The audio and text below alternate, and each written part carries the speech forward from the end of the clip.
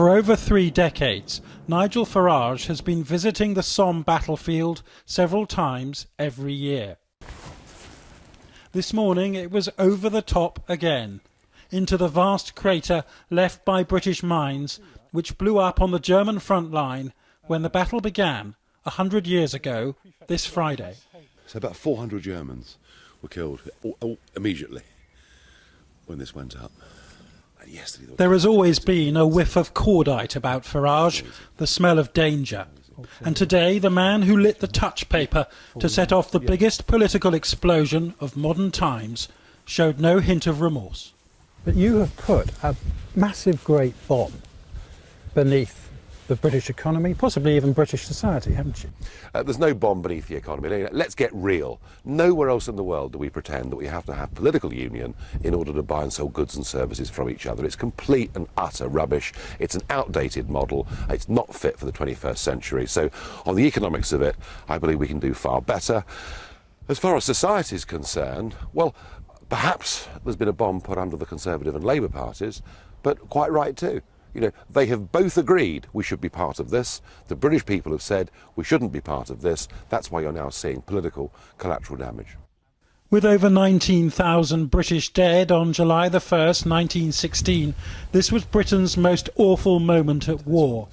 Idealism perished here, as the historian A.J.P. Taylor put it. Last Friday's result certainly wasn't that. Even if to some, Farage is a loose cannon, a political general who has doomed today's youth. Your wife is German, your children are half German. Do they not say to you, you've taken away our right to live and work wherever we want in this continent? I mean, that's what people are saying in the UK, that they've been something has been taken away from them at the moment when you say the country has been taken back. Well, the country has been taken back. We can now make our own laws, have our own courts, control our own borders, and, crucially, choose our own friends globally to do special deals and trade deals with. I suspect quite a lot of young people right at the moment do think something's been taken from them. That's what they've been encouraged to believe. I think in time they'll think we've gained something. That's a gamble on a day when sterling plunged to its lowest level since Farage first came here in the 1980s. At the memorial to the Ulster Division, which won 4 Victoria Crosses on the Somme's first day. Hello. Good, nice to meet you.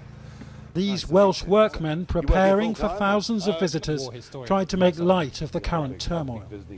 You voted to stay? You did, yeah. I don't like change. You don't like change? No. What if it's for the better? We had a bit of an interesting one, whereas my wife wanted to stay and I wanted to leave, so we counteracted each other and didn't bother voting. But Mr Farage says there will be no catastrophic job losses and no break-up of the UK either. But is losing Scotland a price worth paying for Brexit? Well, I don't think we will, and here's why. Is Nicola Sturgeon really going to hold a referendum against independence? Because that's what she'd be doing. And once that gets explained to the Scottish people, once they realise the ramifications of being in the EU, I think they'll vote differently. Even if there was another referendum in Scotland, I think they'd lose by a bigger margin than they lost last time. Dan Hannan, fellow MEP, Conservative with the Leave campaign, is saying he doesn't want to cut immigration sharply. Is it actually going to happen, or have the people who voted Leave been sold a pup and been told that they can control immigration when in fact they can't? Well, we can control immigration. All we need is a Conservative Party government with the will to do it. And to hear someone like Dan Hannan effectively selling out, or potentially selling out already, worries me greatly. We've voted to take back control of our country and its borders.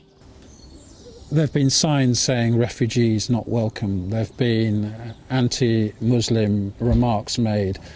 Are you going to condemn those? Because it's as if you have unleashed a deeply unpleasant strain of British society that sees the referendum result as the reason to come out and be proud of their views. Well, the real prejudice has been the prejudice that's been there for a decade or more against anybody that dares stand up against the establishment, anybody that dares to say we shouldn't be part of the European Union, and anybody that thinks we should even question immigration as an issue. But you do accept that there's something nasty in the woodshed that is coming out because of what happened last week. Racist remarks, Poles being berated, Muslims being verbally criticised.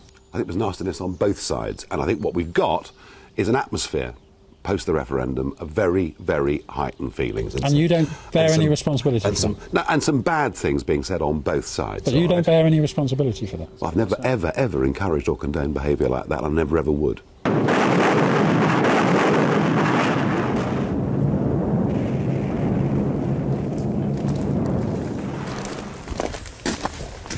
In the sombre quiet of these once raging battlefields, the UKIP leader is no longer singing like the escaped canary he was on Friday morning.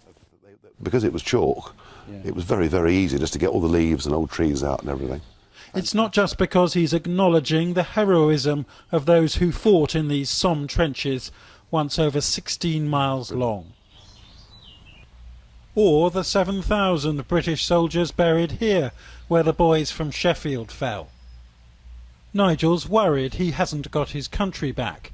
He hasn't spoken to Boris Johnson or Michael Gove since the referendum, and he fears the next Prime Minister will fail to serve up a full British Brexit.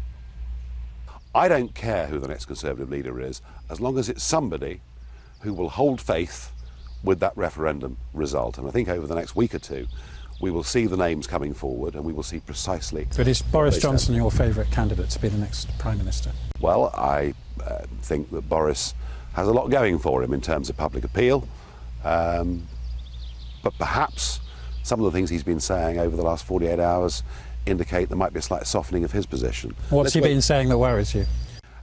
Just that there's no rush, which can be fine, but does he really want to deal with this free movement issue? I don't yet know the answer to that. I'm worried that's being used as a smokescreen to do a different kind of deal with the European Union that would keep us within free movement, and I'm pretty cautious about some of the motives of those who are saying we should take our time. It sounds as if you smell betrayal in the air, and that maybe over the 17 million people who vote leave won't get what you had in mind. I'm nervous. I'm nervous. I'm more nervous than I was on Friday morning. I'm beginning to hear noises. I'm beginning to detect there may be some backsliding, and I do not find that acceptable. But it must be tempting for you to wrap up UKIP, rejoin the Conservative Party of your Thatcherite youth, and become Lord Farage of Biggin Hill, or whatever the title is. If I was to rejoin the Conservative Party, and then they did not carry out the wishes of 17.5 million people, I would have failed everybody. His respects paid here on this 100th anniversary. Nigel Farage is tonight back in Brussels, where he has worked as an MEP for 17 years. His job there apparently far safer than he would like. Jonathan Rugman, Channel 4 News, the Somme.